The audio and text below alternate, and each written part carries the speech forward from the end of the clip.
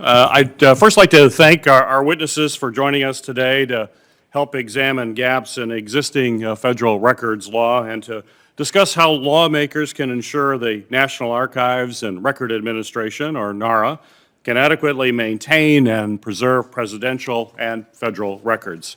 The federal government produces and receives an absolute enormous volume of documents and records every single day.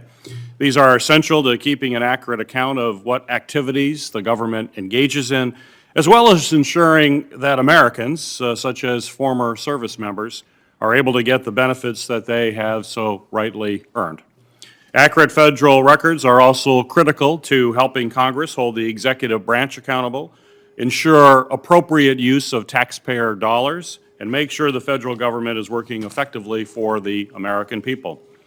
However, officials in previous administrations of both parties have failed to adhere to current federal record-keeping requirements and in some cases have blatantly disregarded them.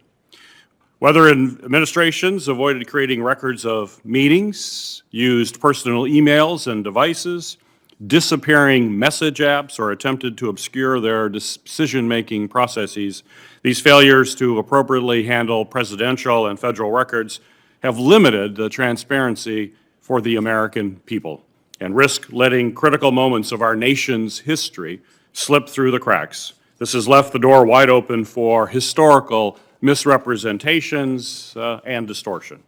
Most recently, we saw alarming reports that presidential records from the Trump administration were destroyed inside of the White House, and others were taken to the former president's private residence rather than being turned over to NARA. And although some of these records have been recovered, it's impossible for Congress to tell whether additional records have been destroyed or improperly handled, or if NARA has received all appropriate records from the administration. This lack of transparency and other challenges related to enforcing our existing federal records laws have made it difficult for NARA to ensure it is receiving all relevant presidential records.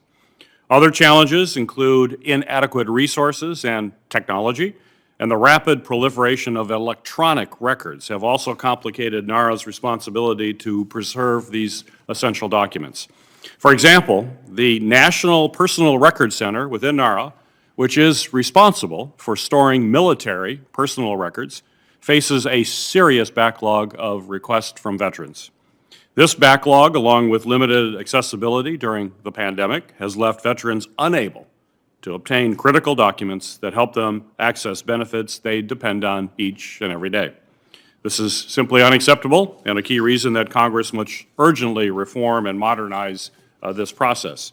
Additionally, the outdated computer systems and outdated laws that regulate federal record keeping have also made the mishandling of sensitive and important documents more common. This can have serious consequences for government transparency and could conceal fraud, waste, and abuse from Congress as we work to provide oversight of the federal government.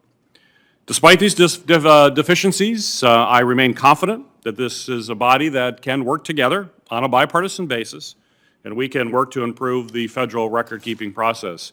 I am currently working on legislation that will increase visibility. It'll strengthen existing laws, update regulations, and modernize this process by using emerging technologies so that we can ensure that NARA can adequately preserve and provide appropriate access to both federal and all federal records. As we mark the 17th annual Sunshine Week, a nationwide initiative dedicated to educating the public about the importance of transparency in government, I look forward to discussing how Congress can further strengthen federal records processes and improve the transparencies for all Americans.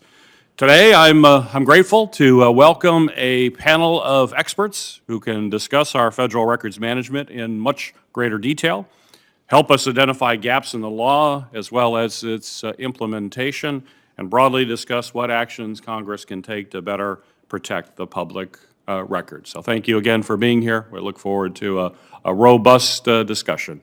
Ranking Member Portman, you are now recognized for your opening comments.